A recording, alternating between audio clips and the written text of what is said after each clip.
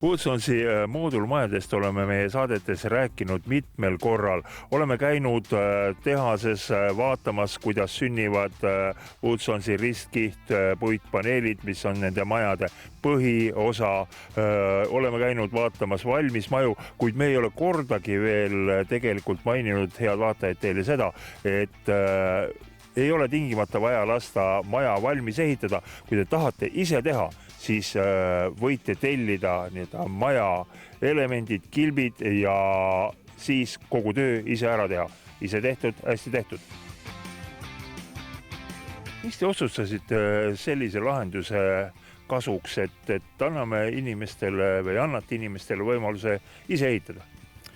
No sellepärast, et paljud kliendid on tulnud meile sooviga kas siis oma projektiga saada moodulmaja, aga tihtilugu see moodulmaja nende projektiga ei õnnestu teha, sellepärast, et kas elemendid lähevad liiga suureks või on vedu liiga kulukas. Et siis mõtlesime, et hakkame klientidele pakkuma ka võimalust elementi tellida. Ja need elemendid on siis teie moodulmajade osad ja projektide järgi tehtud või on ikkagi inimesel võimalik omal ka näpp vahele panna?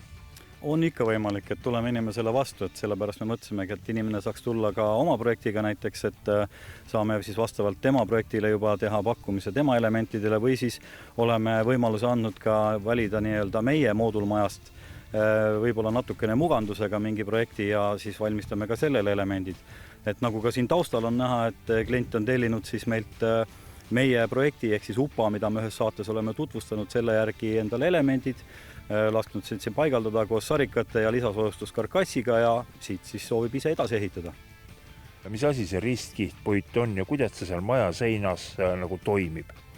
No ristkihtpuit on siis, nagu nimigi ütleb, ristkihiti kokku naelutatud puitpaneel, et mis on meie seinakonstruktsiooni siis põhiosa ja siis sellest me valmistame elemendid ja ristkiht on tegelikult juba selline element ise, mis sisuliselt ilma soojustuseta sobib juba väiksemate hoonete ja võib-olla saunamajade ja väiksemate majade põhikonstruktsiooniks.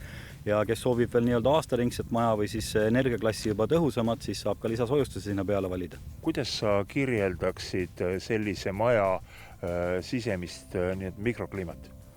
No selle maja sisemine mikrokliima on väga hea, et kuna see on ikkagi põhineb ju täismais puidule ja on hingav sein, siis ta toimib ka oma normaalse niiskusregulatsiooniga, et sisuliselt seal on nagu palkmaja kliima. Milline oleks inimesele, kes teie käest maja tellib, see ehitamise ja asjade käik, kui kähku see käib?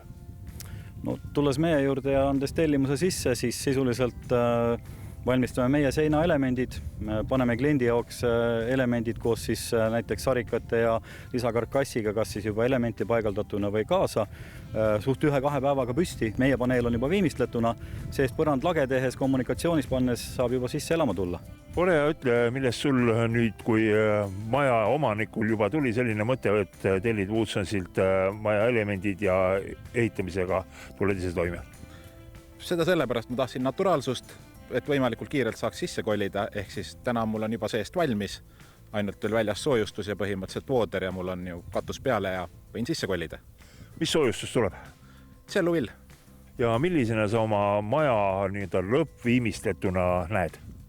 Natuke sükest vana ja talumaja, ehk siis ma tellisin eraldi Borofiili välisvoodri ehitusoutletti kaudu, kes on Woodsonsi edasimüüja ja nii ongi süke mõnus vanaaegne stiil natuke.